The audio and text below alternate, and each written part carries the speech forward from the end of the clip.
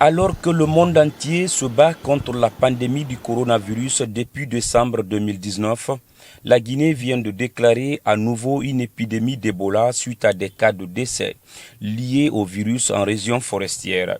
Face à cette nouvelle menace, le journaliste Fodeta Silla, qui avait piloté le volet communication de la Coordination nationale de lutte contre Ebola en 2014, revient sur les temps forts de la lutte contre cette maladie. Fodeta Silla donne des conseils pratiques à suivre pour éviter à nouveau cette maladie et stopper sa propagation en Guinée. Mon rôle en tant que responsable de la communication, c'était d'abord de convaincre la population et tous les citoyens que c'est une maladie,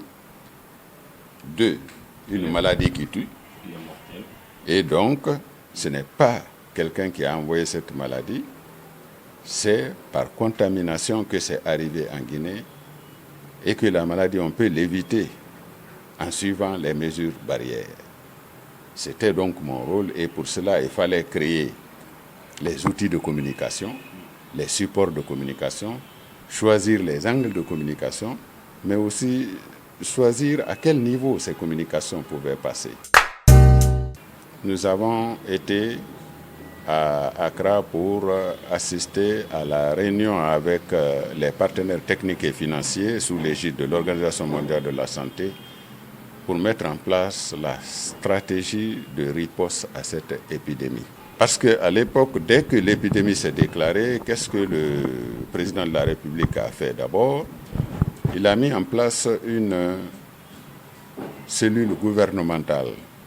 La coordination de lutte contre Ebola a été mise en place en septembre 2014. Moi, j'ai été chargé de la communication de cette coordination et Dieu seul sait, de 2014 à 2015, ce que nous avons fait sur ce territoire. Il fallait convaincre la population que, Ebola est une maladie et deuxièmement, cette maladie est mortelle. Parce que c'était d'abord le défi. Beaucoup de populations, beaucoup de citoyens ne croyaient même pas à l'existence de cette maladie. Ce n'est pas le message qui va être très important dans notre pays.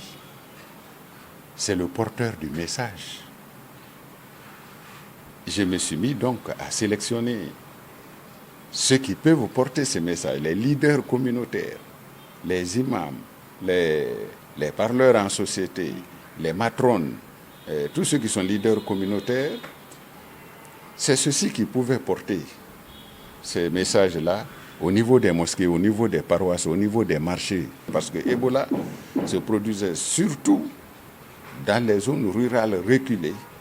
Et il fallait que ces populations-là soient sensibilisées. Donc nous avons utilisé la radio rurale. À mon entendement, nous étions un outil à la disposition du chef de l'État et de l'Agence nationale de sécurité sanitaire qui s'est créée après notre départ. Nous nous sommes dit que nous étions des officiers en attente de tout ennemi de cette nature qui attaquerait la Guinée, c'est-à-dire le Covid, par exemple, parce que tous ceux qui étaient là-bas, le dirigeant, par exemple, de la Croix-Rouge, Traoré, est toujours le président de la Croix-Rouge. Celui qui s'occupait des médicaments et de la logistique, c'est, comment on appelle ça, Docteur Konaté de la pharmacie centrale. Il est encore là-bas.